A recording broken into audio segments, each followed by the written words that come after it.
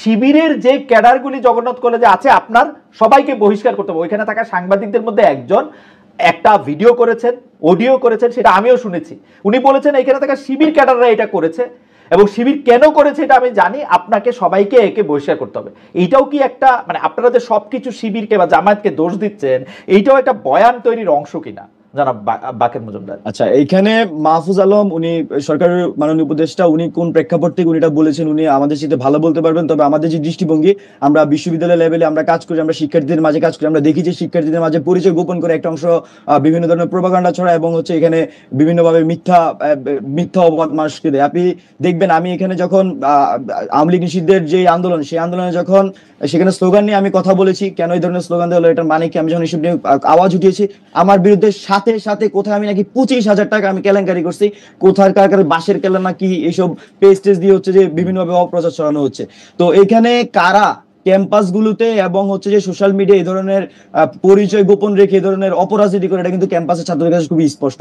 কিন্তু আপনি যদি মাহফুজ আলমের কথা বলেছেন, এই ব্যাপারে আমার মনে হয় যে আমার চেয়ে মাহফুজ আলম ভালো বলতে পারবেন। কিন্তু আমরা বিশ্ববিদ্যালয়গুলোর পর্যায়ে ক্যাম্পাসগুলোতে শিক্ষার্থীদের মাঝে যে ধরনের জিনিসগুলো ফেস করেছি, এই বিষয়টি আসলে এখানে তুলে ধরার চেষ্টা করেছি। আর আরেকটি বিষয় যেটা এখানে ঢাকা বিশ্ববিদ্যালয় ক্যাম্পাসের মধ্যে ডিসি স্যারের পদত্যাগ বা হচ্ছে সাম্য হত্যার বিচার সহ প্রক্টর স্যারের পদত্যাগ, এই ধরনের অনেক দাবি দেওয়া উঠেছে।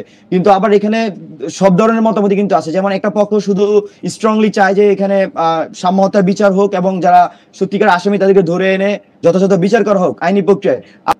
ওই আক্রমণের পরে এবং আগে আমরা দেখেছি যে মাহফুজ আলমের জন্য জামাত শিবিরকে দায়ী করছেন, আপনিও আপনার ফেসবুক স্ট্যাটাসে সেটার মধ্যে জামাত শিবিরকে আপনি দায়ী করতেছেন। কিন্তু আমাদের প্রশ্নটা এর আগের জায়গায়, আমরা কিন্তু দেখছি যে বিভাজনের রাজনীতি একটা শুরু হচ্ছে সরকার কর্তৃক এক ধরনের পেট্রোনাইজেশনের মাধ্যমে। যেমন জগন্নাথ বিশ্ববিদ্যালয়ের যাবে যদি যৌক্তিক হয়, সেখানে মাহফুজ আলমের যাওয়ার দরকারটা কি আসলে? আবার জগন্নাথ বিশ্ববিদ্যালয়ের ছাত্রছাত্রীদেরকে পুলিশ ধাওয়া দিয়ে, পুলিশের প্রশাসনকে ব্যবহার করে তাদেরকে একটা কর্নার করারই বা দরকার কি ছিল? সিমিলার অ্যাকশনে যখন আপনি থাকেন জনাব বাকের মজুমদার, যখন এনসিপির হাসনাত আব্দুল্লাহ থাকেন, তখন কিন্তু আমরা পুলিশকে এই অ্যাকশনে যাইতে দেখি না। যখন নাহিদ থাকেন তখন কিন্তু এই অ্যাকশনে যাইতে দেখি না। আমি একটু জি, আপনি যদি একটু পরিষ্কার করেন। আমি একটু ক্লিয়ার করি, আমি কোথাও বলিনি যে আপনার এই বিশেষ সাথে মাহফুজ আলমের হামলার সাথে হচ্ছে যে শিবির জড়িত, এরকম কোথাও আমি বলিনি। আমি যেটা বলেছি, এখানে জগন্নাথ বিশ্ববিদ্যালয়ের একজন শিক্ষার্থী যিনি ওই আন্দোলনে সরাসরি অংশগ্রহণ করেছেন, তিনি একটা স্ট্যাটাস দিয়েছেন। সেই স্ট্যাটাসে তিনি বলেছেন যে ওনার কমেন্ট উনি বলেছেন গুপ্তদের কথা বলেছেন। তো আমিও গুপ্ত রেফারেন্সে, ওনার রেফারেন্সে আমি গুপ্ত বলেছি। এখন যদি কেউ গুপ্ত হিসেবে নিজেকে ধরে নেয়, এটা আসলে আমি মনে করছি যে এটা রাজনৈতিকভাবে ঠিক না। আর দ্বিতীয়ত হচ্ছে যে কারা গুপ্ত সেই বিষয়টা আমি ধরেন যে আমাকে সোশ্যাল মিডিয়াতে আমি যখন লাস্ট কয়েকদিন ধরে এখানে আওয়ামী লীগ নিষিদ্ধের ইস্যুর পরে কথা বলছি, সেখানে আমাকে বিভিন্নভাবে আমার বিরুদ্ধে অপপ্রচার ছড়ানো হচ্ছে, আমার সোশ্যাল মিডিয়াতে এসে বিভিন্নভাবে কমেন্ট করা হচ্ছে, আমাকে সোশ্যাল মিডিয়াতে এসে হত্যার হুমকি দেওয়া হচ্ছে এবং আমাকে দেখে নেওয়া হবে, বিভিন্ন গালি, এত বাজে ভাষার গালি যেটা আমি উচ্চারণ করতে পারছি না, এরকম গালিগালাজ করা হচ্ছে। তো কারা এই ধরনের রাজনীতি করছে, কারা গুপ্ত রাজনীতি করছে, তারা সেটা নির্ধারণ করুক। কিন্তু আমার এখানে খুব স্পষ্টভাবে বলেছি যে ওই যে স্ট্যাটাস যিনি দিয়েছিলেন তার বরাত দিয়ে আমি বলেছি যে এখানে গুপ্তরা এটার সাথে জড়িত কিনা, আমি সেই প্রশ্নটা রেখেছিলাম। আর দ্বিতীয়ত আরেকটা যেটা আপনি বলেছেন যে জগন্নাথ বিশ্ববিদ্যালয়ের শিক্ষার্থীদের সেখানে মাহফুজ আলম কেন গিয়েছেন, এটা আমি মনে করছি যে আমার সাথে জনাব মাহফুজ আলম উনি সবচেয়ে ভালো ব্যাখ্যা দিতে পারবেন। তবে আমরা দেখেছি বিভিন্ন সময় এখানে যখনই ছাত্ররা বিভিন্ন দাবি দাওয়া নিয়ে সরকারের কাছে যায় বা প্রশাসনের কাছে যায়, সেখানে আমরা দেখি যে ছাত্র উপদেষ্টা যারা আছেন তাদের কাছে আমাদের সবসময় বেশি আকাঙ্ক্ষা থাকে, আমরা আশা করি যে তারা আমাদের সমস্যাটা সমাধান করবেন। আপনারা ইতিমধ্যে দেখবেন যে বিভিন্ন, যেমন এই যে পিএসসি সংস্কার আন্দোলনের মধ্যে আমাদের ঢাকা বিশ্ববিদ্যালয় সহ যারা শিক্ষিত করছে না, আমরা দেখছি তার আগেও জগন্নাথ বিশ্ববিদ্যালয়ে যখন আন্দোলন হচ্ছিল তখনও কিন্তু ছাত্র উপদেষ্টাদেরকে ডাকা হয়েছিল।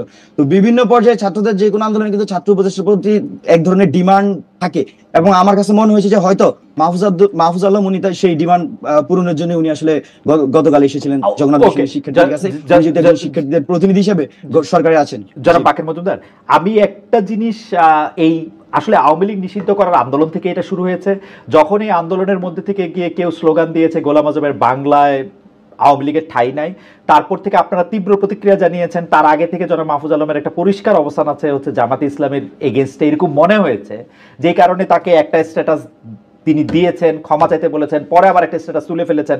আপনি আপনার ফেসবুক স্ট্যাটাসে বলেছেন, ফেসবুকে লিখেছেন, তোরা যারা রাজাকার সময় থাকতে বাংলা ছাড়, লাখো শহীদের রক্তে কেনা দেশটা কারো বাপের না, গোলাম আজম তুই রাজাকার, বাংলা কি তোর বাপ দাদার। আপনারা জামায়াতে ইসলামী এই রকম সাংঘাতিকভাবে, জামায়াত বা শিবির আপনাদের প্রতিপক্ষ কি করে হলো? বা আপনারা তো মাঠে একসঙ্গেই ছিলেন। বা অনেকে বলছেন জামায়াত শিবিরের লোকজন আপনাদেরকে গণ আন্দোলনের সময় বিভিন্ন রকম সুবিধা দিয়েছেন, সাহচর্য দিয়েছেন, প্রোটেক্ট করেছেন। এখন আপনারা কি এই জায়গা থেকে নিজেদেরকে বার করে নিয়ে আসতে চাচ্ছেন? এইটার জন্য কি আপনারা নতুন কোনো পলিটিক্সের খেলা এখানে খেলা হচ্ছে? আপনি যদিও রাজনৈতিক দলটির সাথে জড়িত না, আপনি ছাত্র সংগঠনের সাথে জড়িত, আপনি যদি একটু এক দুই লাইনে ব্যাপারটা বলতেন।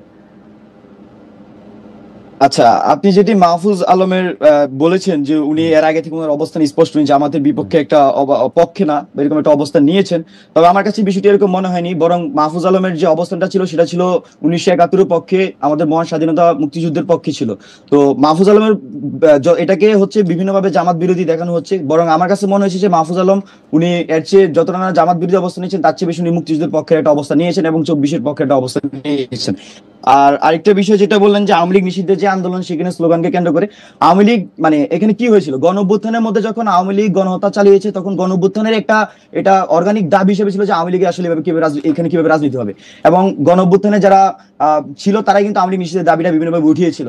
কিন্তু আমরা দেখেছি গণ অভ্যুত্থান পরবর্তী সময়ে এখানকার যারা সরকার, যে অন্তর্বর্তীকালীন সরকার গঠন হয়েছিল এবং যারা এক্সিস্টিং রাজনৈতিক দলগুলো ছিল, তারা কিন্তু কিভাবে আওয়ামী লীগের রাজনীতি বন্ধ করবে বা যারা এখানে খুনের সাথে জড়িত তাদের কিভাবে শাস্তি করবে, তার কোনো সুনির্দিষ্ট রোডম্যাপ দিতে পারেনি। ফলত আমরা দেখেছি দীর্ঘ 9 মাস বিভিন্ন অব্যবস্থাপনা এখানে তৈরি হয়েছে। আমরা দেখেছি আওয়ামী লীগ মিছিল করছে, কিন্তু তাকে ধরার জন্য কোনো ধরনের কোনো আইনি ভিত্তি ছিল না। তো এখানে সর্বশেষ এখানে এনসিপির মুখ্য সংগঠক দক্ষিণাঞ্চলের হাসনাত আব্দুল্লাহ, উনি যখন আওয়ামী লীগ নিষিদ্ধের ডাক দেন এবং সর্বস্তরের ছাত্র জনতা কিন্তু সেখানে উপস্থিত হয়, এবং আমরা দেখেছি সেই শান্তিপূর্ণ আন্দোলন ভালোভাবে চলছিল এবং আওয়ামী লীগ নিষিদ্ধের জন্য মানুষ কিন্তু তাদের দাবি দেওয়া থেকে শুরু করে এখানে যে ধরনের পোর্ট্রেট দরকার সব করছিল। কিন্তু আমরা দেখি যে এক পর্যায়ে এখানে এই আন্দোলনকে স্যাবোটাইজ করার জন্য এখানে দলীয় স্লোগান ব্যবহার করা হয়। এখানে আপনি যে স্লোগানের কথা উল্লেখ করেছেন যে গোলাম আজমের বাংলায় আওয়ামী লীগের ঠাঁই নেই, এরকম একটা স্লোগান